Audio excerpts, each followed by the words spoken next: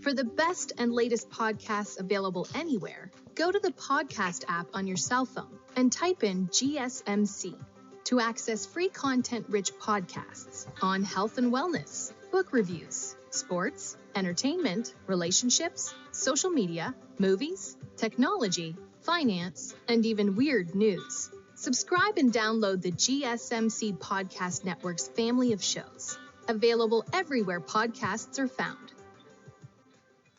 Alrighty, welcome back everyone. We just talked about the LSU versus USC game. An absolute shootout is going to happen in Vegas this upcoming weekend. I am picking LSU to come out on top 41-35, but man, it could go either way. It's going to be an incredible game, and I have a feeling that one defensive player is going to be the story of the game with one defensive play. But we'll figure out what happens on Sunday night. But let's get to the rest of the games that I just haven't gotten a chance to talk about throughout the week that you're going to want to at least keep your eye on. You might not have to tune in for the entirety of the four quarters, but you're definitely going to want to make sure you know what the score is in these because maybe they get a little bit more interesting than you're expecting as of right now. But let's start this off, and I think the biggest one that I want to touch on, or not the biggest one by any means that I want to touch on, but the first one I want to touch on is Oklahoma versus Temple. This one goes on tonight, Friday, 8 p.m., but this one's not going to be close. I'm not necessarily implying that it's going to be close, but there's a couple of big things to watch for here. Oklahoma is a team that's going into this year that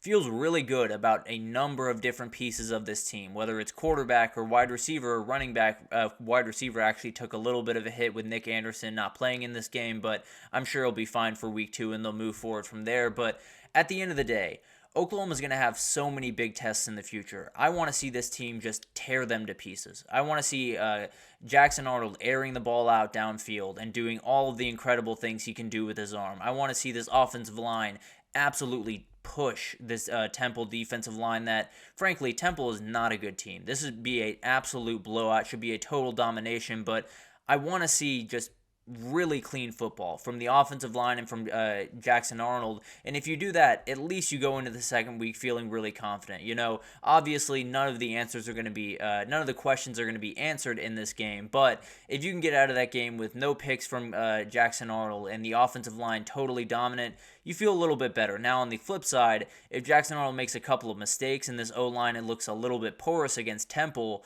you're going to have some problems, and this season might get really ugly really quickly for Oklahoma, honestly. But at the end of the day, it's going to be a really interesting one to watch tonight, and one of those that maybe the score won't be all that interesting, but at least the nuances of that game will tell us a lot about this new SEC team. Moving forward, we have another really good one tonight at 10:30. They're going to kick off TCU versus Stanford. TCU favored by about 9 here, over/under at 59.5, and this is a fascinating game. TCU's coming back after what was a really, really bad year after the national title run, and Stanford obviously kind of reeling in the shadows, a little bit underappreciated in some respects, I think, going into this year, but TCU goes into year 2 with Josh Hoover at the helm, and Cam Cook is the guy that I want to talk about because he was a freshman last year, got injured, wasn't able to play the amount that he wanted, and he's finally healthy again. He is downright scary. I think he's going to be so much fun to watch this upcoming year, and then on the other side, you have a really good quarterback-wide receiver connection between Ashton Daniels and Alec Ayomanyor. It's going to be really, really fun. I think this one's going to be a little bit up and down. I think both defenses are still trying to find themselves, and TCU with a lot of the transfers, that offensive line might be a little bit more porous than we want it to be. I do think they're more talented, but maybe putting it all together just doesn't happen quite as quickly. I do think TCU is going to be able to win this one. I wouldn't necessarily pick them to cover, though. I think this one could be a real battle, and especially out there in Palo Alto, I think they might just be able to keep this one a little bit close for Stanford, but I am going to pick TCU to win, and this to be Cam Cook's kind of coming out party, if you will, in week 1. Moving forward, this is the one for me. Virginia Tech heading over to Vandy is one that I think some people are kind of shrugging off because it's Vandy, and I understand that. I do get that. Don't get me wrong. But at the end of the day, Kyron Jones coming in with Virginia Tech, a ton of hype, no doubt about it. Diego Pavia coming in from New Mexico State to Vanderbilt to take over the quarterback position, and this guy's capable of some special things. We saw it last year in Jordan-Hare Stadium when he took down Auburn at New Mexico State, and they're hoping they can get some of that magic on Saturday. This is a very, very interesting matchup because Virginia Tech looks like the better team. They are the better team. They're they're more talented, and they have a lot of hype heading into this year, Vandy's got nothing to lose, and I kind of like that. I think it's one of those lines where you look at it and you say, well, of course Virginia Tech's going to beat Vandy by more than 14 points.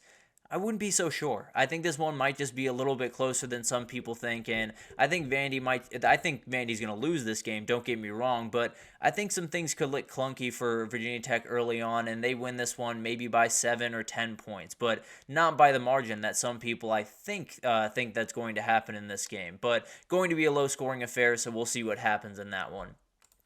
This is another one that's just outright awesome. Oklahoma State playing South Dakota State, I absolutely love.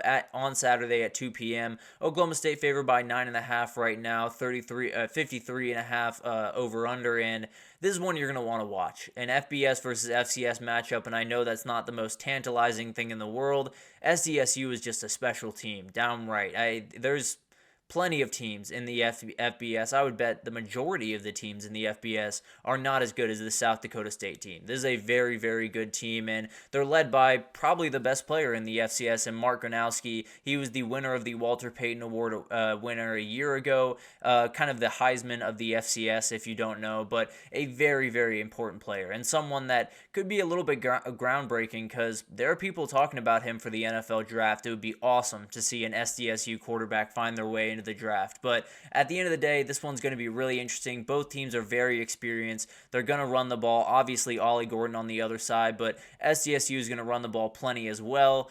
It's going to be really fun. I think this one's going to come down really to the wire, and I think you might just turn on your TV or check your phone at 5 p.m. Eastern time on Saturday and say, South Dakota State's really in this game. So this is one definitely to watch out of the side of your eye. There is a reason that Oklahoma State is not favored by 21 in this game. They're favored by 9.5. So it's going to be really, really fun, and I would not be surprised if the Jackrabbits left there with a win. We saw Oklahoma State lose to South Alabama a year ago. Not crazy to think South Dakota State could do the exact same thing this year. Moving on, Houston versus UNLV is just so much fun. I think this one's going to be off the charts awesome. When you have Houston only favored by 2.5 points at home against a non-Power 5 opponent, you're likely going to get a pretty good game. I love this game top to bottom. I think when you look at the quarterbacks they have on either side, it's going to be a ton of fun. Two very different styles. Donovan Smith, a very talented quarterback that NFL scouts are talking about as being a very talented guy at the next level. I haven't necessarily bought into that quite as much, but still a very talented kid. Definitely could do some really good things. And then Matthew Sluka stepping in for Jaden Mayava, who made his way over to USC, and a very talented kid coming over from Holy Cross. And then you got the play callers. Willie Fritz against Brennan Marion is going to be about as fun as you will have watching offensive football this entire year. So incredible, incredible matchups. I think one of the big-time things in this game is going to be what does Donovan Smith do on those QB designed runs. He's a very, very talented, athletic kid, and I think it's going to be a little bit off the walls, if I'm being totally honest with you. I think this game is going to be back and forth all over the place, but frankly, I think UNLV has the best player on the field in Ricky White. I think that player is downright special, and I think Houston might just be in for a bad loss on Saturday, and UNLV might just roll into this season and get a big-time win. So it's a weird game. It's one of those games that is going to be close. I can almost promise you that. But if you're really, really into play design, watch this game because you're just going to love what Brennan Marion does, and you're going to absolutely love what Willie Fritz does. I can promise you that. Moving on, Georgia Tech, Georgia State is one that I'll touch on for very, very short because 20-point line, nothing crazy, over-under at 55.5. But there's been a little bit of a pattern that has formed around Georgia Tech over the last couple of years. Last year, they only won back-to-back games one time. It was UNC and then this says Vanderbilt. I don't think that's correct. Maybe that's correct. I'm not sure actually. But and then in his first couple of games as the interim, they were able to win 2 in a row. Those are the only 2 times that he was able to win 2 in a row during his head coaching career at Georgia Tech. And last year they beat a Wake Forest team, then lost to Bowling Green, or they beat a Miami team in crazy fashion, and then got dominated by Syracuse the next week. So I'm not saying that Georgia Tech's going to lose. I tend to believe that they're going to win in this game, but you might just want to keep one eye on this game throughout this one because maybe it's a little bit closer down the stretch than you're thinking. James Madison playing Charlotte. This one made a ton of headlines this week for a matchup that frankly is not near the top of the list. But at the end of the day, James Madison favored by 8 points in this game, 47.5 over under. And Biff Poggi, the head coach for Charlotte and one of my favorite football characters in the entire country, said this team is going to be down at least 8, maybe 9 starters in this game. I don't know how that happens. I don't know how it's not, if you lose 2 or 3 or 4 starters, you're not just shutting down fall camp. But at the end of the day, there's going to be a big time question mark around that part of this team. And then on the other side, JMU has a little bit of a QB problem. Dylan Morris came in from Washington and figured to be the starter, but Alonzo Barnett III is a very talented player, battled with McLeod a year ago to get that starting job, and I believe won it for a time being before Jordan McLeod took over. A very, very talented team, and JMU coming off that incredible year, a lot of change in the offseason, want to hit the ground running, and I expect them to. I think this one might just end up being well above that number 8 line, and I think JMU just rolls in this one, if I'm being honest. So a ton of really good games, but the final one I want to touch on, Wyoming against Arizona State. This one's interesting to me just because that line should not be 7. If it's Arizona State against Wyoming, the line just in general should not be 7, but a very good Wyoming team walking in. Evans Zvoboda,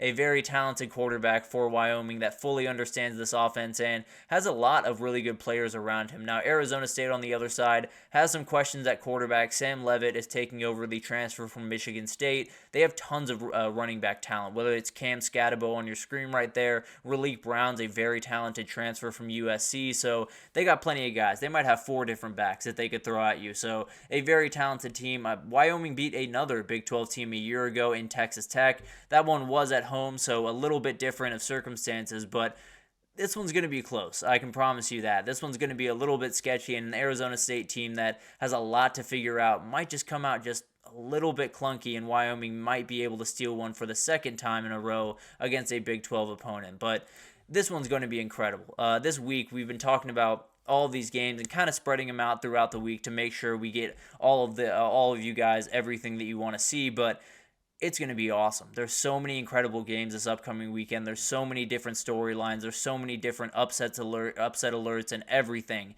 that you could possibly want from a week 1 in college football. So we're about to get into it, but we're going to take our final break here, and we'll finish off the show just giving you a little bit of a headline weekend wrap-up. Just kind of go around all the different stories around college football that we haven't gotten a chance to get to because of all the craziness that is going on. So we'll get to that right after this, so stick with us.